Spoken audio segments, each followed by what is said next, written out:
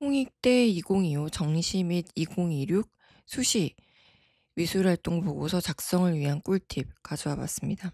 저는 대치 입시 코치 아델라 김이고요. 아시는 분들은 좀 많이 알려진 사실이기도 하는데, 홍익대 미술대학은 수시 정시 모두 미술활동 보고서라는 서류를 제출하게 되어 있습니다. 미술활동 보고서는 고등학교 재학 기간 동안 미술 교과에 얼마나 충실했는지, 미술 관련 활동에 참여하면서 얼마나 본인의 미적 체험의 범위를 넓히고 미술적 창의성을 키워왔는지를 평가하는 홍익대만의 고유한 채점 요소 중 하나입니다. 그래서 홍익대 미술활동 보고서는 고등학교 입학일 이후부터 수시 정시 모집 원서 접수 전까지 미술 관련 교과 및 비교과 활동을 작성한 서류인데, 미술적 소양을 보여주는 방식으로 서류의 형태가 꽤 여러 해를 거듭하면서 정교화되어 왔습니다. 지원자는 수시에서는 모집 미술계열 지원자 전원이 농어촌 학생이나 미술학과를 제외하고 제출하게 되어 있습니다. 그래서 그 제출된 서류와 생활기록부를 토대로 해서 면접 라인 3배수까지가 선발되게 되어 있습니다. 그리고 정시 모집에서는 수능에서 미술 계열 1단계 합격자 전원, 서울 캠퍼스에는 3배수, 세종 캠퍼스에는 4배수 라인에 끊기는 학생들이 미술활동 보고서를 제출하게 되어 있습니다. 평가자는 출신 제약고등학교 현직 미술 교사를 원칙으로 합니다. 본인의 교과 비교과 활동을 지도한 현직 미술 교사를 원칙으로 하고 있습니다.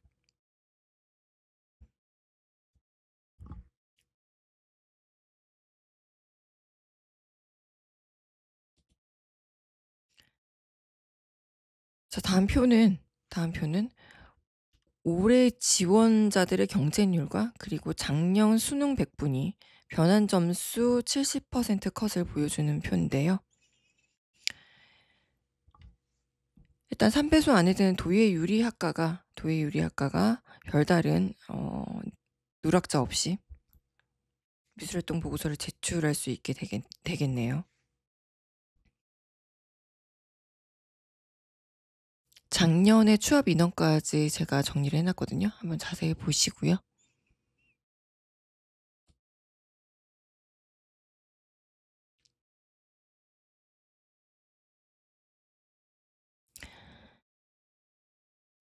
여러분들 수시에서는 미술 자율 전공과 디자인 학부가 가장 많은 선발 인원이 제시되죠.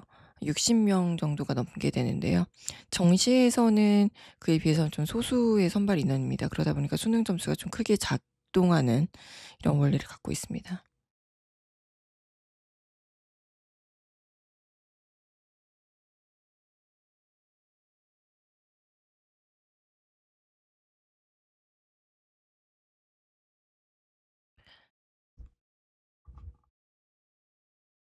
우리 디자인 컨버전스를 비롯해서 세종 캠퍼스에 포진하고 있는 세 학과 중에서는 영상 애니메이션만 3배수 안에 들어서 누락자 없이 미술활동 보고서를 제출할 수 있습니다.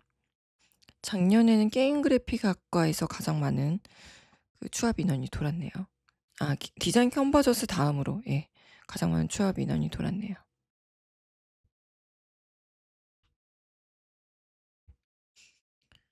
자, 미술활동 보고서는요. 총 교과 활동은 7개, 비교과 활동은 8개를 작성할 수 있는데, 두 영역을 합쳐서 총 12개까지 작성해야 됩니다. 그러니까 최대 작성할 수 있는 문항수는 7개, 8개지만 합쳐서 어찌 됐든 12개가 돼야 된다. 활동 유형의 구분을 떠나서요. 가장 그 지원자의 미술 역량을 드러낼 수 있는 활동을 선택해야 됩니다. 그래서 거창하지 않아도 소소하게 진행하는 활동들을 정교화하고 따뜻한 언어로 진솔하게 녹여내는 그런 스킬이 필요한데, 요 미술활동 보고서도 해를 거듭하면서 많은 그런 그 스타일의 변화가 좀 있었습니다. 근데 현재에는 막연히 학생답게 썼다라기보다는 좀 구체적인 그 기술이 깔끔하게 정리가 잘 되어 있어서 쉽게 읽혀지는 이런 형식을 좋아합니다.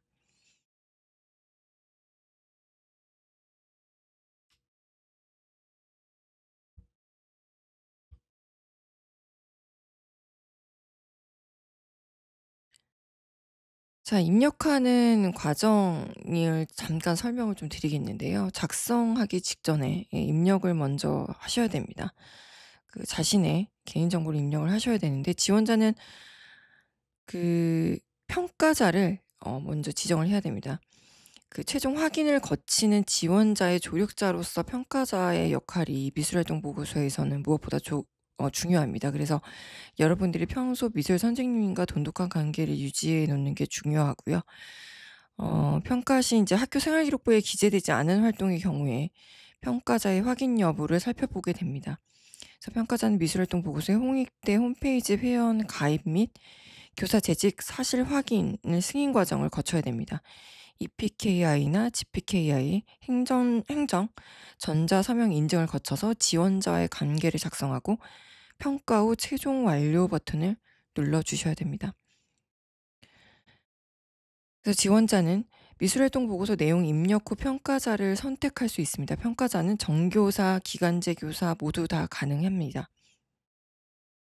그 본인의 교과, 비교과 활동을 가장 잘 알고 있는 선생님을 지정해야 됩니다. 평가 요청 평가자는 그 지원자 입력 기간이 지나면 더 이상 추가 입력 내용 수정이 불가하기 때문에 평가 요청 자체도 지원자 입력 기간 안에 해 주셔야 됩니다.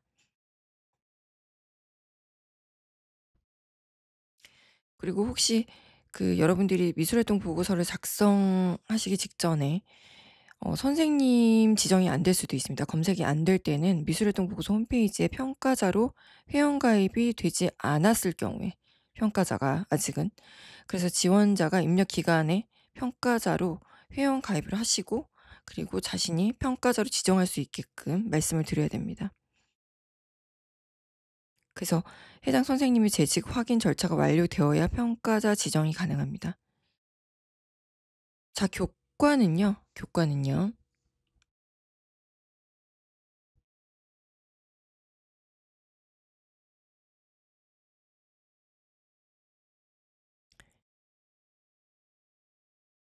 보통 여러분들이 미술 교과로 많이 인제 알고 있는데,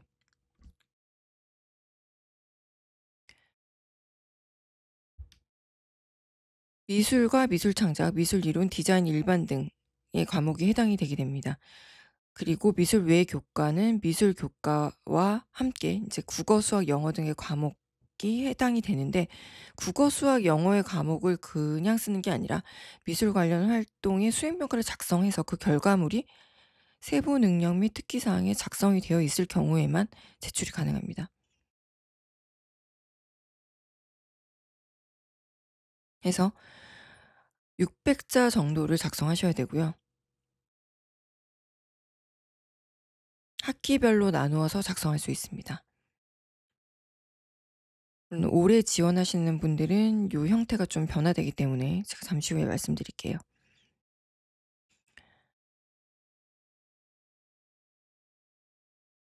600자가 꽤 길거든요, 여러분. 그래서 미리미리 좀 작성을 해 두셔야 편하십니다. 제가 아까 이 미술활동 보고서 교과 활동의 작성 꿀팁을 여러 페이지를 좀 넘겨서 검토를 잠깐 했었는데, 어 미술활동 보고서 작성 시 선택된 미술 교과 관련 세특은 보통 굉장히 아카데믹하게 작성된 경우가 많습니다. 때때로 좀 구체적이지 않은 경우도 있고요. 여러분들의 내용이 전혀 기억나지 않을 수도 있습니다. 그래서 기억 안에 잠재된 활동의 재구성 과정이 반드시 필요합니다. 어떻게? 여기 보이시는 대로 에스키스를 통한 간략화 과정이 동반되어야 됩니다. 미술 교과는 물론이고 미술 교과가 아닌 타 과목의 수행 평가의 기본 토대는 생기부 관련 활동의 적시 여부입니다. 사실 적시 여부는 학교 선생님의 인정 여부만 있다면 중요치 않을 수도 있습니다. 입학처에는 그렇게 또 적시가 되어 있긴 한데, 공식적인 생기부 적시를 되도록이면 저는 권하고요. 그리고 생기부의 단답이라도 어떤 키워드에 의해서 활동을 풀어나가야 그나마 근거가 좀 있다라고 보여집니다. 그래서 그 당시의 결과물을 에스키스를 통해서 간략화시키고요. 그리고 간략화시킨 이런 그림들을 자신의 작성한 글과 함께 선생님에게 제출해야 됩니다. 그래서 확인 후 평가라고 체크되도록 해야 됩니다. 선생님이 평가하실 때는 확인 후 평가, 확인하지 못하고 평가 등등으로 나눠서 체크되도록 되어 있습니다.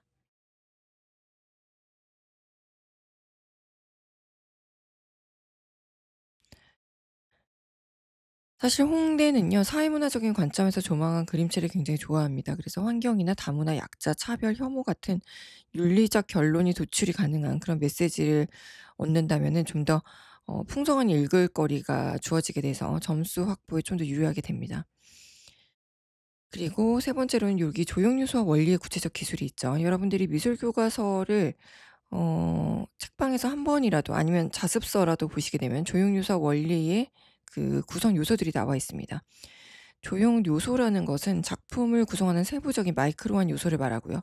원리는 그 마이크로한 요소들이 기본으로 이루어지는 분위기를 말합니다. 점선면, 형색 이런 것들이 조형 요소고요. 그를 통해서 만들어진 변화 통일 균형, 강조, 율동, 점증 정강 뭐 이런 것들이 원리에 해당됩니다. 그래서 작품으로부터 연출되는 구체적인 분위기를 이러한 조형 언어로 묘사했을 때 읽는 이에게 작품이 갖는 어떤 시각적인 즐거움을 구체적으로 상상할 수 있도록 유도하게 되죠. 이 부분은 사실 미술대학에 지원하는 모든 분들이 좀 유의하셔야 될 게 면접에서도 이러한 부분에 있어서 눈을 감았을 때 내가 지금 요구하는 질문이 우리가 상상할 수 있도록 기술해 봐라 라는 이런 면접 문제가 간혹 주어지거든요. 그러면 그 미술대학 교수들은 이런 조형 요소와 원리에 의해서 구체적으로 상상할 수 있게끔 글만 봐도 이 작품이 어떻게 만들어졌는지 상상할 수 있게끔 기술되기를 굉장히 바랍니다. 그리고 미술사적 개념을 살짝 얹어 주시면 좋습니다. 미술 교과목이라는 특성상 미술사적 사건이나 배경, 의미나 영향력 등이 드러난 글은 나의 작품에 대한 어떤 깊이를 증진시키게 됩니다. 그리고 작품에 대해서 다양한 해석의 가능성을 열어주게 되죠. 그래서 아까도 말씀드렸듯이 생기부의 세특 과목, 과목별 세특 관리에 특히 유의하셔야 됩니다.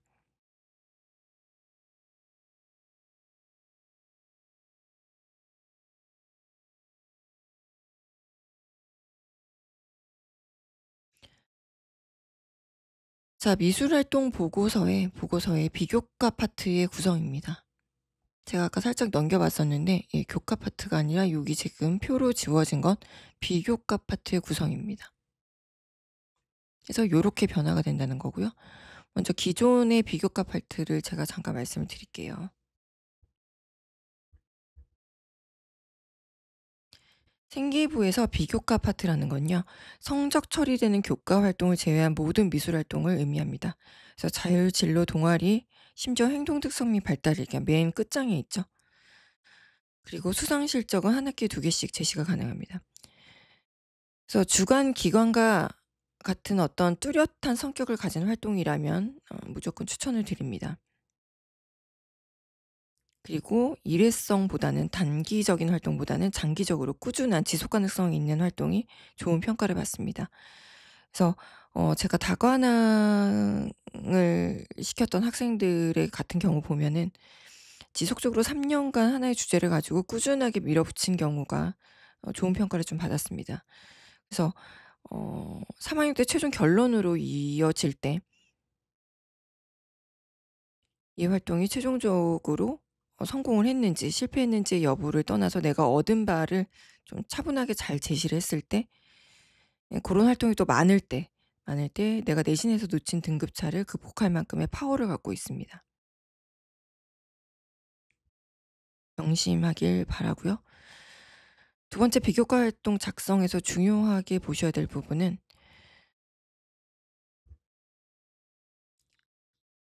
스토리를 보다 역동적으로 작성하는 요런 요령이 필요합니다. 구체적인 작성하실 때의 주의점을 말씀드리는 거예요.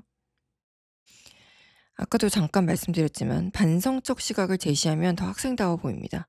학생답게 작성했다는 게 어 여러 번의 어떤 퇴고 없이 그저 한두 번 쓱쓱 감각적으로 쓴 게 학생답다고 오해하시면 안 돼요. 몇 해 전에는 "그런 글이 또 각광받는다."라는 소문들이 돌았었는데 최근에는 그렇지 않습니다. 면접의 사조도 좀 돌아왔고요. 아카데믹하게 좀 바뀌었습니다. 대신에 트렌디한 그런 학생의 시각이 좀 보여지고요. 그리고 그게 메시지가 더해지면서 조용 요소적인 언어로 잘 풀어졌을 때 '학생답다.'라고 평가받습니다. 그래서 진로 탐색의 동기를 명확하게 부각시키고 각 활동 유형의 연계성을 갖고 개성 있는 미술 활동 보고서를 제시해야 잘 읽혀집니다. 이를 위해서는 특히 강조에 강조를 거듭하지만 예비 입시생들은 예비 고3들은 생활기록부의 특색 있는 표현을 위해서 평소 노력을 어 부단하게 하셔야 됩니다. 진로 활동 보고서를 통해서. 여기 활동 유형에 보시면 동아리나 방과 후 학교는 여러분들이 반드시 필독 작성 영역이죠. 근데 그 과정에서 여러분들이 꼭 제시해야 될 건 뭐야? 협력이나 리더십입니다. 이런 것들이 어떻게 발휘됐는지 그리고 갈등 상황에서 어떻게 풀어갔는지를 표현하면 좀 더 스토리가 재밌죠. 그리고 이 학생을 알아가는 데 좀 더 도움이 많이 됩니다. 중요한 한 가지를 더 첨부하자면 독서 활동은 생기부에서 블라인드 영역입니다. 지금은 현재 독서 활동이나 봉사 활동은 교내 활동만 해당이 되고요. 독서 활동만 몰아서 정리된 파트는 블라인드 영역으로 치부된 지 좀 됐죠. 그래서 교과뿐만 아니라 비교과 작성에서도 보통 선생님들이 수행 평가에서 어떤 특정한 독서를 선정해 오기를 좀 바라거든요. 그래서 이 채택된 독서를 통해서 동기를 부여를 했을 때 좀 더 인문학적 느낌이 연출돼서 고급진 미술 활동 보고서라는 인식을 줄 수 있습니다. 그래서 활동 작성 시 활동 동기 파트에 반드시 어울리는 책, 영화, 다큐멘터리 같은 인문 사회학적 요소를 도출할 수 있는 도구를 찾아 붙여 주길 바라 봅니다.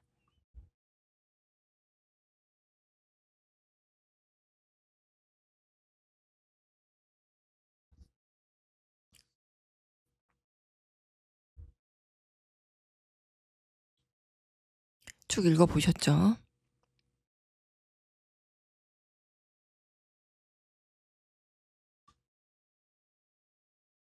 여러분들이 미술 관련 전시 관람이라든가 토론 활동 이런 것들은 동아리에서 주로 많이 하거든요.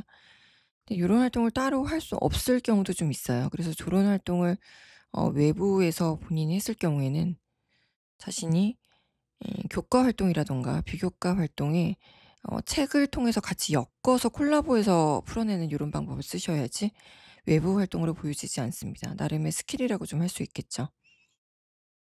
그리고 노란색으로 블럭을 친 각종 대회는 미술 관련 교내 외 모두 해당이 됩니다. 그래서 여러분들이 지금 현재 고3에 진입하기 직전에 있는 학생들은 지금부터 교외 공모전에 좀 진행을 해 보시는 것들이 좋고요. 아직 1-2 학년인 학생들은 꾸준하게 지원을 좀 해 보시는 것을 추천드립니다. 홍익대학교와 고려대학교 디자인 조형학부 특기자 전형은 교외 활동을 공식적으로 쓸 수 있습니다.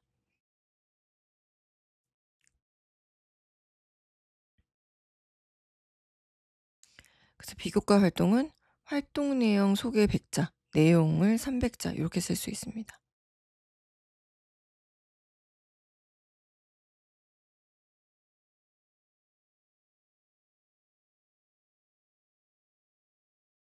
아까 말씀드렸듯이 비교과 활동도 미술사적 개념을 얻는다면 좀 더 고급지게 보이겠죠? 모든 걸 다 엮으라는 건 아니에요. 간지 있게 자기가 엮을 수 있는 부분만 살짝살짝 엮어주면 글이 훨씬 더 풍부하고 아카데믹해집니다.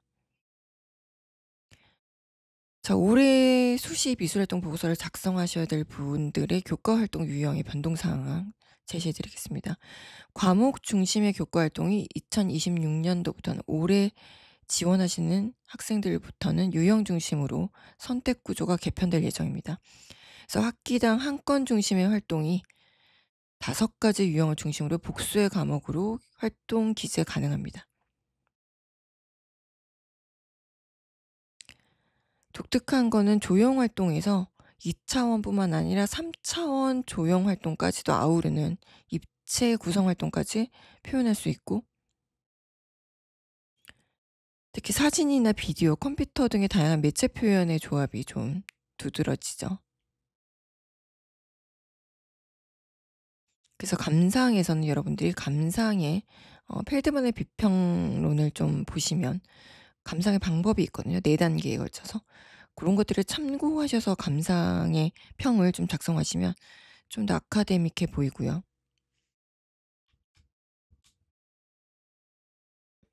사실 진로 보고서는 굉장히 많이 쓰거든요. 근데 희망 전공이 아직 정해지지 않으신 분들은 어 고런 포인트가 좀 되는 그 시기가 좀 있어요, 자신의 진로를 설정하게 된. 그래서 고런 것들과 관련된 그 사례를 학교 내 진로 활동에서 발표하고 토론하는 과정을 진로 보고서를 통해서 제출해 주시면 좀 좋습니다.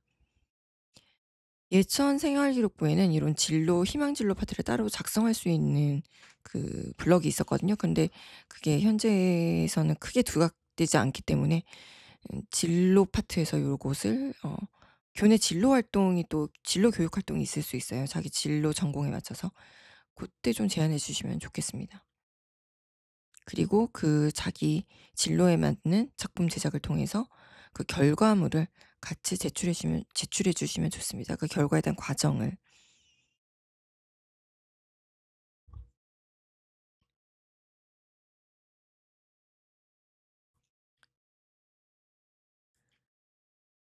사실은 인제 동일 항목을 여러 건 개별 작성하 하 해서 하나의 항목으로 모아 입력하는 그런 파트들이 있습니다. 아까 잠시 제가 보여 드렸던, 지금도 여기 제가 지금 보여 드리고 있는 점시 감상 파트나 독서 활동은 여러 건을 했더라도 하나의 활동으로 모아서 입력해야 되고요. 그리고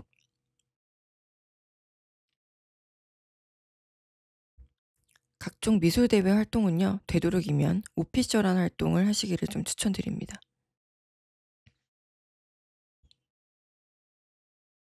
그 수상 실적을 실제 인제 업로드할 수 있기 때문에 여러분들 그 부분은 고민하지 않으셔도 될 것 같습니다. 어 수상을 꼭 안 했더라도 일단 작성은 할 수 있습니다. 근데 웬만하면 작은 상이라도 수상을 하시면 좀 더 미술활동 보고서에 그 풍부함이 더해질 것 같아요. 그래서 이런 거 기간을 두고 준비하시는 게 좀 좋을 것 같습니다. 그리고 추가 증빙 자료를 요청할 수 있기 때문에 고 수상 실적에 대한 결과물은 잘 갖고 계시는 게 좋을 것 같고요.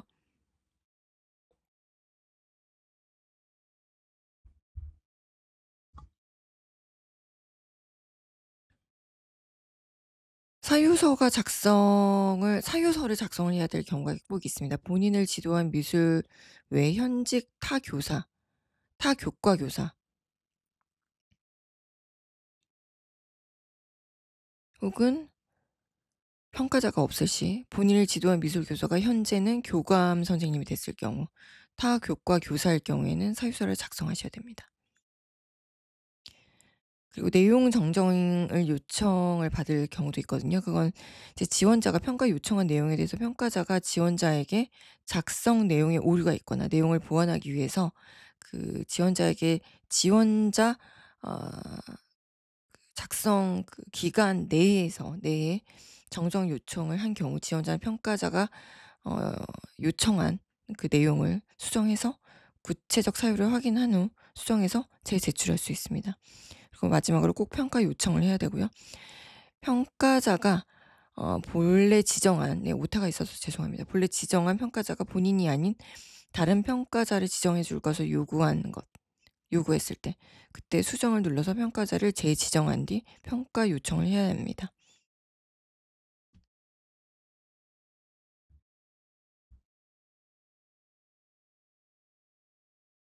자, 최근 홍익대학교 수시에, 작년 일이에요, 제출된 미술활동 보고서의 진정성 여부를 가려내기 위해서 AI를 적용한 미술활동 보고서를 스캔한 일이 회자되었습니다.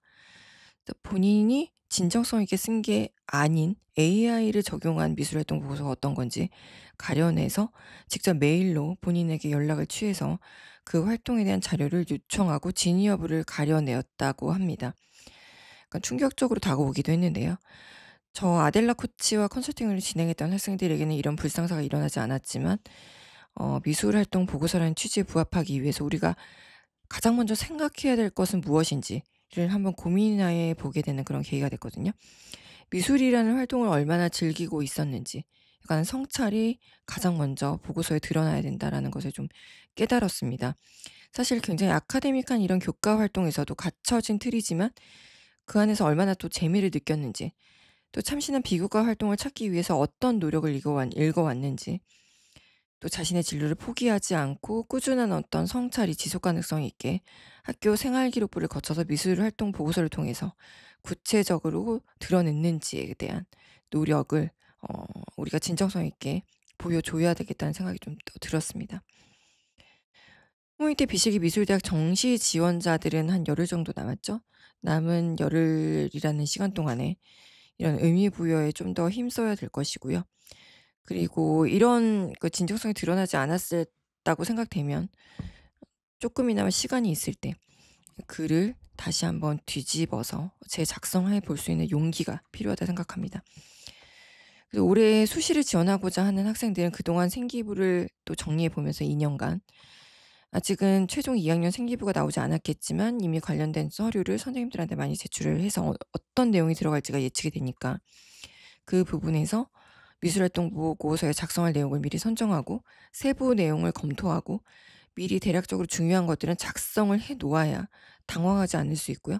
3 학년 때 어떤 활동 위주로, 어떤 컨셉 위주로 어떤 활동을 진행해야 되는지 나만의 컨셉을 정립하는 시간을 겨울방학 동안 갖기를 바라 봅니다. AI를 넘어선 미술활동 보고서의 가장 중요한 건 역시 진정성이다. 마지막으로 말씀드리고 싶고요.